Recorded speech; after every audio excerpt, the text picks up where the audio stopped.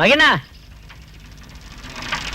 நம்ம வீட்டுல dish antenna வைக்கணும்னு சொன்னீங்கல்ல, இந்த ஆளு அந்த வேலையை பண்றவன் தான். மார்க்கெட் பக்கம் சுத்திக்கிட்டு இருந்தா. நாம வைக்கிறதுக்கு முன்னாடி ஊர்ல வேற எவனும் வச்சிட கூடாது பாருங்க. அதனாலதான் கையோட கூட்டிட்டு வந்தேன். சார்ஜ் கம்மி தானே. எவ்வளவு ஆகும்? Only 10,000 sir. ஓ, 10,000 ரூபாய் ஆகுமா? அவ்வளவுதான் சார். அந்த 10,000 ரூபாய் இருந்தா ஒரு ஜோடி காளமாடு வாங்கி கட்டுவேன். காளமாட்டு வாழை பிடிச்சி திருப்பினா சன் டிவி ஸ்டார் டிவி தெரியுமா? கீழே பிடிச்சி திருப்பினா தெரியும். என்ன வாழுங்கன்னு பாக்குறியா? இல்ல அது வந்து நான் டிஷ் ஆண்டனா எங்க வைக்கலாம்னு பாத்துக்கிட்டு இருந்தேன். நீ டிஷ் ஆண்டனா எங்க வேணாலும் வை, எங்க தலை மேல வைக்காம இருந்தா சரி. சார்ஜ் சொல்லு. சார்ஜ் விஷயத்துல நான் உங்களுக்கு கொஞ்சம் அட்ஜஸ்ட் பண்ணி தரேன். நம்ம ரெண்டு பேருக்குமே நஷ்டம் வராத வகையில ஒரு அமௌண்ட் ஃபிக்ஸ் பண்ணிக்கலாமே. ஆரம்பத்துல அப்படிதான் சொல்லுவீங்க, பின்னாடி ஒயர் மாதிரி இழுப்பீங்க. வேண்டாம், நீங்களே ஒரு அமௌண்ட் ஃபிக்ஸ் பண்ணுங்க. தமிழ் படம் எல்லாம் தெரியுமில்ல, எம்ஜிஆர் படம் என்ன? எம்ஜிஆர், சிவாஜி, ரஜினி, கமல், விஜயகாந்த், சத்யராஜ், அப்புறம் ராத்திரி 12 மணிக்கு மேல உங்களுக்கு பிடிச்ச இங்கிலீஷ் படம் போடுவாங்க. பாட்டியா போட வச்சுக்கோங்க. அப்ப உடனே பிக்ஸ் பண்ண சொல்லுங்க. அப்புறம் என்ன சார், பெரியவரே ஓகே சொல்லிட்டாரு. உள்ள போறதுக்கு அனுமதி கொடுத்தீங்கன்னு வச்சுக்கோங்க. டிவி எங்க இருக்கு, ஆண்டனா எங்க ஃபிக்ஸ் பண்ணணும், ஒயரை எப்படி இழுக்கணும்னு ஒரு பொசிஷன் பாத்துக்குவேன். Thank you sir. ஏய் டிஷ் ஆண்டனா, டிவி இங்க இருக்கு. ஓ, இங்க இருக்கா? சாரி, நான் அங்க இருக்கேன்னு நினைச்சேன். நல்ல டிவி. என்ன டிவி ஆம்பளை பொம்பளைன்னு பாக்குறானா? ஏய் என்ன? அது ஒண்ணு இல்ல, உள்ள எங்க நுழைக்கலாம்னு பாக்குறேன் கேபிள.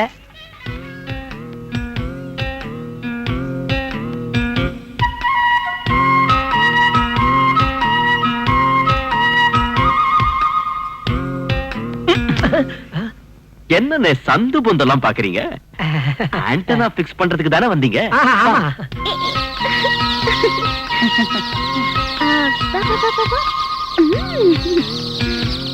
எவ்வளவு அழகா இருக்குல்ல.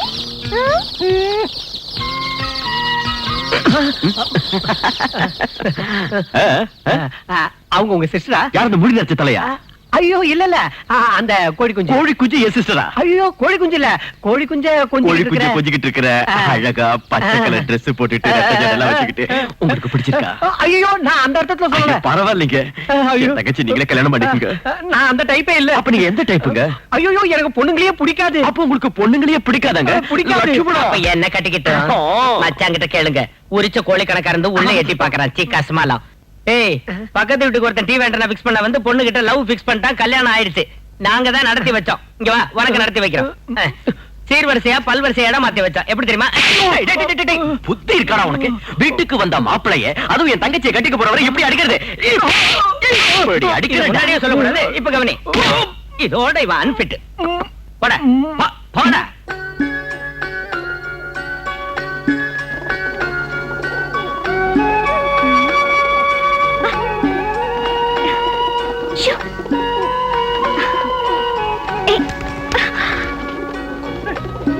என்னம்மா, என்னாச்சு? கண்ணுல ஏதோ. எங்க காட்டு.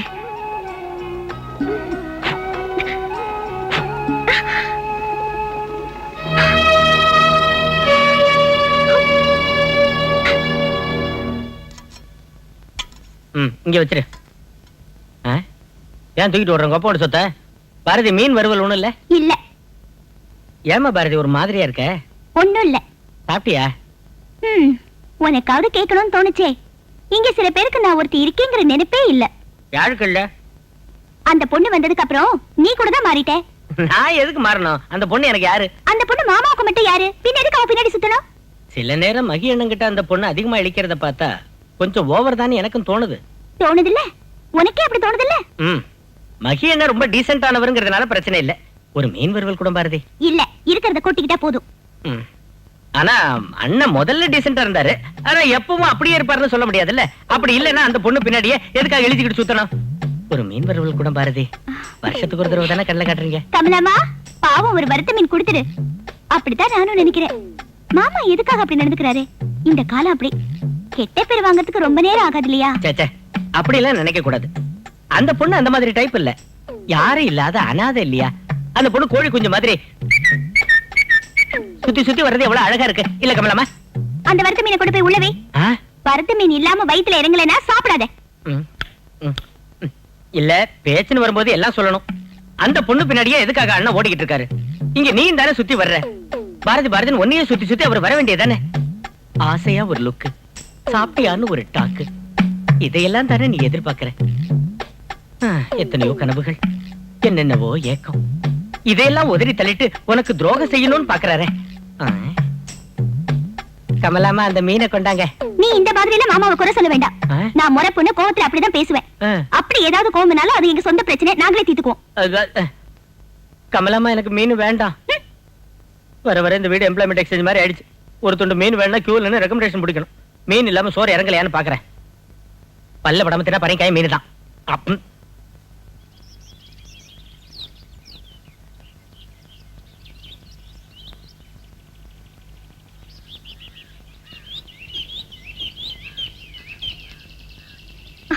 ஏய் என்ன வேணி? என்ன அது? ஒண்ணும் இல்ல. என்ன பார்த்தோன்னே ஏன் அதை மறைக்கிற? என்ன அது? ஒண்ணும் இல்லக்கா. இப்படி கூட நீங்க படிக்க வேண்டாம். ஏன் ஏன் படிச்சா என்ன? லவ் லெட்டர் ஒண்ணும் இல்லையே. பாக்குறேன் கூட. அக்கா நீங்க அதை படிக்க வேண்டாம். கூட பார்க்கலாம். அக்கா ப்ளீஸ் குடுறேல. வேண்டாம் அக்கா. பிரியமுள்ள உங்களுக்கு ஒரு முக்கியமான விஷயத்தை நேர்ல சொல்ல முடியாம தான் இந்த லெட்டரை நான் எழுதுறேன். கொஞ்ச நாளாவே சொல்லலாம்னு தவிச்சுக்கிட்டு இருக்கேன். அதை எப்படி சொல்றதுன்னு எனக்கு தெரியல. எப்படியாவது சொல்லலாம்னு நினைச்சா உங்க பக்கத்துல வரும்போது என் கை காலெல்லாம் நடுங்குது. இனிமேலும் அந்த விஷயத்தை உங்ககிட்ட சொல்லலைன்னா நல்லா இருக்காதுன்னு தான் என் மனசுல உள்ளதை இதுல எழுதுறேன். மீதி உள்ளதை சீக்கிரமா எழுதி அவர்கிட்ட கொண்டு போய் கொடு. அக்கா நீ பதினதுல இருந்து நான் சந்தேகப்பட்டேன். இப்படி ஏதாவது நடக்கும்னு நினைச்சது சரியா போச்சு. என்னடி எதுக்கு ஆள் அடிச்ச? எதுக்கு அடிச்ச கேக்குறல்ல? வர வர ரொம்ப திமிராயிடுச்சு உனக்கு.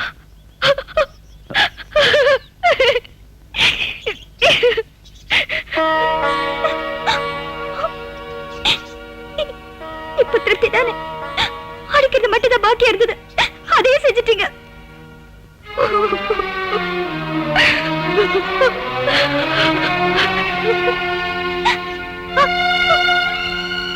ஓஹோ வீட்டை விட்டு கிளம்பிட்டியா? நீ போக கூடாது. நான் இதுக்கு இங்க இருக்கணும். இனிமே நான் தேவையில்லை உங்களுக்கு. நீ என்ன பைத்திய மாதிரி பேசுற? நீ வெளியில போறவனுக்கு என்ன ஆயிடுச்சு? இவ்வளவு நாள் சந்தேகம் மட்டும்தான் இருந்தது. இப்ப அது சரியாயிடுச்சு. என்ன சரியாயிடுச்சு? பாரதி உன்னை கோவப்படுத்தி பாக்குறதுக்காக நானும் லட்சுமணனும் விளையாட்டுக்காகத்தான் இப்படி பண்ணிட்டு இருந்தோம் தெரியுமா? அவளை விடு. என் மனசுல யார் இருக்கான்னு உனக்கு தெரியாதா? உங்க மனசுல யார் இருக்கான்னு எனக்கு தெரியாது. இருந்தாலும் அந்த பொண்ணோட மனசுல யார் இருக்கான்னு இதுல எழுதிருக்கா. படிச்சு பாருங்க. படிங்க.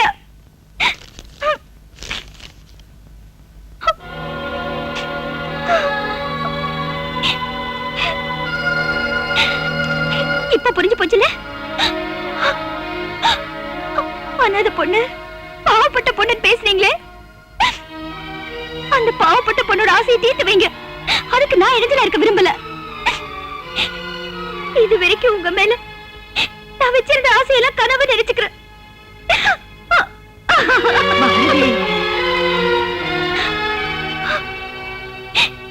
தாத்தாவும் பாட்டியும் தயவு செஞ்சு என்ன தடுக்காதீங்க. நான் போறேன். இனிமே உங்களுடைய தேவைகள் எல்லாம் என் ஸ்தானத்துல இருந்து அந்த பொண்ணு பாத்துக்குவா.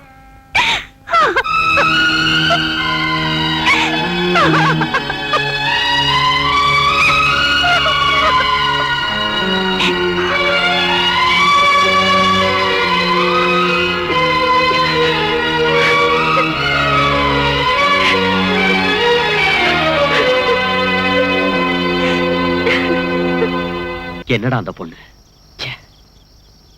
அவளுக்கு என்ன இந்த மாதிரி புத்தி வரணும்? அவகிட்ட அப்படி பழகலன்னு உனக்கே தெரியும்ல. இங்க பாருங்கண்ணே, இந்த பொண்ணுங்களோட மனசு அரசியல்வாதிங்க மாதிரி எப்ப வேணா எங்க வேணாலும் கால வாரிடும். எல்லாத்துக்கும் காரணம் நீதான். இல்லாத்தையும் பொல்லாத்தையும் எல்லாம் நீ பாரதி கிட்ட போய் சொல்ல, அதை கேட்ட வேணி என்ன தப்பா புரிஞ்சுக்கிட்டா. ஆஹா, பாரதிக்கு கோவம் வந்துச்சுன்னா நல்லா இருக்குண்டா, அதை வச்சு டைம் பாஸ் பண்ணலாம்னு சொல்லிட்டு இங்க பாருங்க, இப்ப பழிய வீணா எந்த தலையில போடாதீங்க. மொத்தத்துல குழப்பமாயிடுச்சு. தாத்தாவும் பாட்டியும் என்ன நினைச்சிட்டு இருக்காங்களோ தெரியல. என்ன இருந்தாலும் என்னை பத்தி பாரதி இன்னும் புரிஞ்சுக்கலையடா. நான் கட்டிக்க போற பொண்ணு தானே அவ.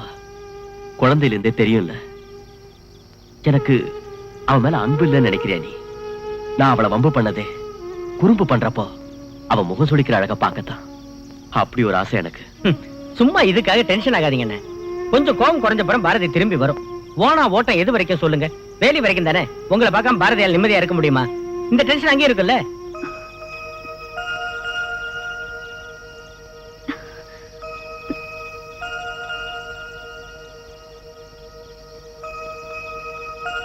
நான் எங்கேயாவது கிளம்பி போறேன். இனிமே இங்க இருக்க மாட்டேன். ஓஹோ, நீயும் போகணுமா? எங்க போற இந்த ராத்திரில? நாளைக்கு விழிஞ்சதும் எங்க? எனக்கே தெரியல. அக்கா என்னால தானே போனாங்க. எனக்கு கொஞ்சம் கூட புத்தி இல்ல. நேர்லயே சொல்லியிருந்தா நல்லா இருந்திருக்கும். அது உங்ககிட்ட சொல்லலன்னா பயமா இருந்துச்சு. அக்கா தப்பா நினைச்ச மாதிரி ஒண்ணும் இல்ல. உங்களை பத்தி நான் அந்த மாதிரி எல்லாம் நினைக்கவும் இல்ல. அப்படி நினைச்சா கடவுள் கூட என்ன மன்னிக்க மாட்டாரு. அப்படின்னா நீ எதுக்கு அந்த மாதிரி எழுதுன? இதுக்கு முன்னாடியே ஒரு லெட்டர் எழுதி போஸ்ட் பண்ண. அந்த லெட்டருக்கு இன்னும் பதில் வரல. என் லெட்டர் கிடைக்கலனா என்ன பத்தி விவரம் எதுவும் தெரியாம கிச்சமணி வருத்தப்படுவாரு. கிச்சாமணியா? அது யாரு? கிருஷ்ணன். இத்தனை நாள் உங்க கூட இருந்தோம். பாட்டி தாத்தா கிட்ட கூட இத பத்தி சொல்லல. நேர்ல சொல்ல தைரியம் இல்லாம தான் லெட்டர்ல எழுதின. ஆனா அது இந்த அளவுக்கு பிரச்சனை ஆகும் தெரியாது.